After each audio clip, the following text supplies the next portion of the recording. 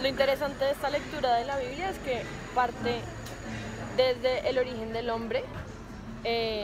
pues en el relato, y de ahí pues surge el relato de la arquitectura, a diferencia de las demás lecturas en las que pues uno han sido escritas por arquitectos y dos ya plantea al hombre como un ser existente que evoluciona, mientras que este parte desde el origen del hombre y Este texto plantea además un origen universal, digamos, de la especie humana en una de las religiones más importantes, que además de eso plantea dentro de sí mismo el origen de la arquitectura, o no tanto el origen de la arquitectura, sino la importancia de la misma, porque aquí no nos habla de cuando el hombre empezó a construir, sino nos habla más bien de cómo construía en dos ámbitos, en cómo se debe construir un templo, que es súper interesante porque habla de que la construcción del templo es la forma en la que el hombre va a dejar de ofender a Dios, y que es en el templo donde va a vivir Dios eternamente, y por eso tiene que tener una proporción, una medida muy específica. Y en el otro ámbito es cuando menciona la arquitectura como la construcción de la ciudad, en cuanto a que el único pueblo se reúne para construir la Torre de Babel. Y que también es interesante pensar cómo es la arquitectura el medio que tiene el hombre para poder alcanzar el cielo y de alguna forma alcanzar a Dios, tanto así que Dios los confunde y evita que la construyan. Sí, es algo como un relato más literario de la creación de la arquitectura, como que en todo será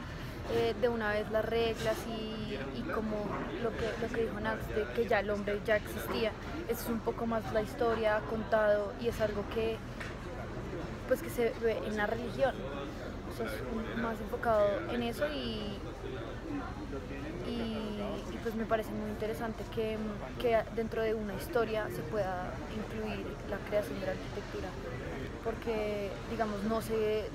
habla de la creación de la música, no se habla de la creación, pero sí se habla de la creación de la arquitectura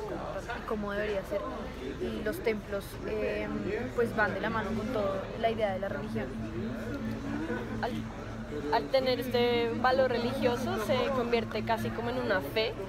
y pues esta fe está regida como por unas leyes. Entonces al establecer cuáles deben ser como las medidas, proporciones, estructuras y demás de un templo,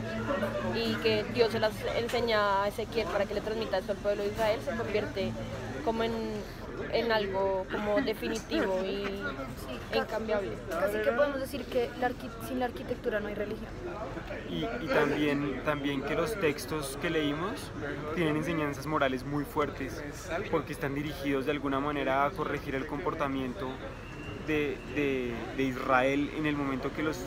pues del pueblo judío en el momento que los textos fueron escritos. Y es interesante cómo la arquitectura forma parte